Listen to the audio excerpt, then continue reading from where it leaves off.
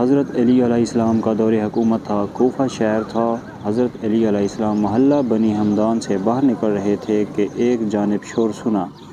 آپ اس طرف مڑ گئے، دیکھا تو کچھ لوگ جمع تھے۔ معاملے کا پتہ چلایا تو خبر ہوئی کہ ایک غریب بیوپاری سے ایک امیر زادے نے بکریاں لی تھیں۔ اس کے بدلے میں جو پیسے دیے ان میں کچھ درہم نقلی تھے۔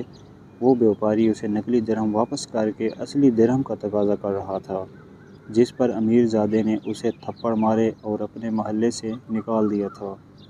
وہ بیوپاری کوفہ سے باہر کا تھا، لہٰذا اب رو رہا تھا اور لوگوں سے فریاد کر رہا تھا۔ حضرت علی علیہ السلام نے وہیں لوگوں کو جمع کیا، معاملے کی جانچ کی، امیر زادے کو بلوایا اور کچھ گواہ طلب کیا، درہم سامنے رکھے۔ کچھ ہی دیر میں بات کھل گئی کہ بیوپاری اپنے تقاضے میں سچا تھا۔ مولا علی علیہ السلام نے پہلے امیر زادے سے درہم نکلوائے اور بیوپاری کے حوالے کیے۔ اس کے بعد بیوپاری کے ہاتھ میں کوڑا دیا کہ اپنے تھپڑ کا بدلہ لے، لیکن اس نے کہا میں اسے معاف کرتا ہوں۔ آپ نے اسے درہم دے کر رخصت کر دیا، وہ چلا گیا۔